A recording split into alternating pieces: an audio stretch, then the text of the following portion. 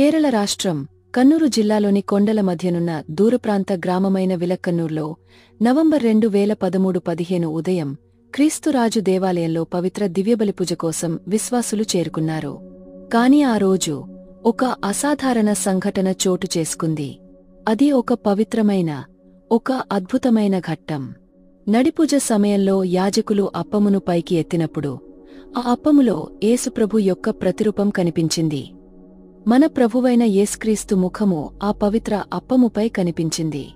ఈ విషయం అక్కడ ప్రత్యక్షంగా చూచిన వారు చెప్పారు. దివ్యబలి పూజలో అప్ప ద్రాక్షారసములు నడిపూజ సమయంలో యేసుప్రభు యొక్క శరీరము మరియు రక్తముగా మారుతాయి. విలక్కన్నూర్ అద్భుతం ఈ కథోలిక విశ్వాసమునకు ప్రత్యక్ష గుర్తుగా నిలిచింది. దివ్యబలి పూజ తరువాత ఆ పవిత్రమైన అప్పమును మందసములో ఉంచి రెక్టర్ చాపెల్కు తరలించారు. ఈ అద్భుతం గురించి తెలుసుకొని చుట్టుపక్కల ఉన్న ప్రాంతాల నుండి వేలాది మంది విశ్వాసులు అప్ప రూపంలో ఉన్న యేసుప్రభుని దర్శించి ఆరాధించారు.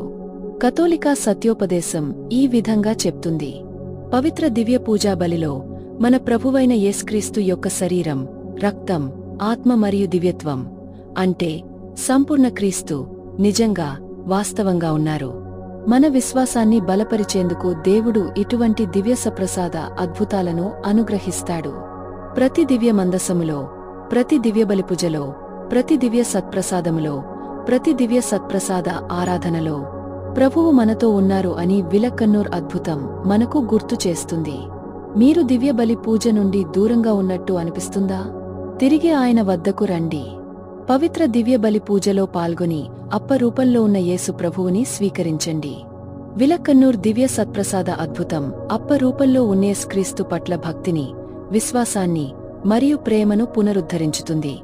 సుమారు 10 సంవత్సరాల పాటు ఈ అప్పమును పరిశోధించి శ్రీసభ ఈ అద్భుతాన్ని అధికారికంగా గుర్తించింది. ఆయన శరీరంగా, రక్తంగా, ఆత్మగా పవిత్ర దివ్యబలి పూజలో నిజంగా ఉన్నారు. ప్రభువా, మాతో ఉండుడు.